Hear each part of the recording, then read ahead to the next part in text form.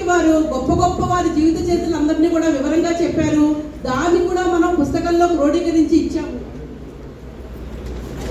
ఉదాహరణగా మేము కొంతమందిని మీకు ఇప్పుడు చూపించడం జరుగుతోంది.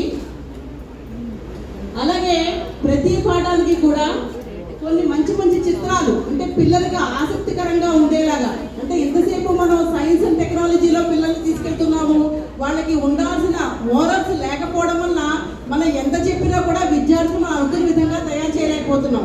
కాబట్టి విలువల విద్య ద్వారా అవన్నీ సాధించాలనే ఉద్దేశంతో నేర్చుకోవాల్సిన విలువలన్నీ కూడా ఈ విధంగా, అంటే పాఠ్యం తర్వాత ఆ పాఠ్యాంశం అయిపోయిన తర్వాత మనం దాని నుంచి నేర్చుకోవాల్సిన విలువలన్నీ కూడా ఇవ్వడం జరిగింది. అంటే దీని ద్వారా విద్యార్థులు సాధిస్తున్నారా లేదా అని కూడా మనం టెస్ట్ చేసుకోవచ్చు. అలాగే తెలుసుకుందాం, ఎవరైతే చాగంటి వారు ఆ వీడియోలో గొప్ప గొప్ప వాళ్ళ గురించి చెప్పారో వాళ్ళ గురించి కొంత ఇన్ఫర్మేషన్ ఇవ్వడం జరిగింది. మిగతా ఏదైనా ఛానల్ ద్వారా మనం ఇంకా వారి గురించి వివరంగా మన తరగతిలో చెప్పడానికి అవకాశం ఉంటుంది. అలాగే గుర్తుంచుకుందాం చర్చించుకుందాంలో భాగంగా ఓపెన్ ఎండెడ్ క్వశ్చన్స్, అంటే పిల్లల యొక్క అనుభవాలని మనం అందులో చెప్పి వాళ్ళల్లో మార్పు తీసుకొచ్చే దిశగా మనం వాళ్ళని చర్చింపచేసి కొంతవరకు మార్పు తెచ్చుకుంటే దాన్ని మన తరగతి గదిలో మిగతా పాఠ్యాంశాలలో ఉపయోగించుకోవడానికి కూడా అవకాశం ఉంటుంది.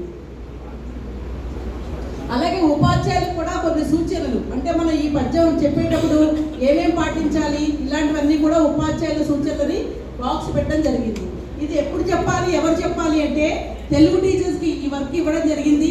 అలాగే నో బ్యాక్ డే రోజున, అంటే ఎక్కువ మనకి పాఠ్యాంశాలకు ఇబ్బంది లేకుండా ఉండే విధంగా నో బ్యాక్ డే రోజున చెప్పవలసిందిగా తెలియజేయడం అయింది. మన క్యాలెండర్లో కూడా ఇవ్వడం జరిగింది. తర్వాత దీని సిలబస్ ఎలా ఉంటుంది అంటే నెలకి ఒక పద్యం, జూలై నుంచి డిసెంబర్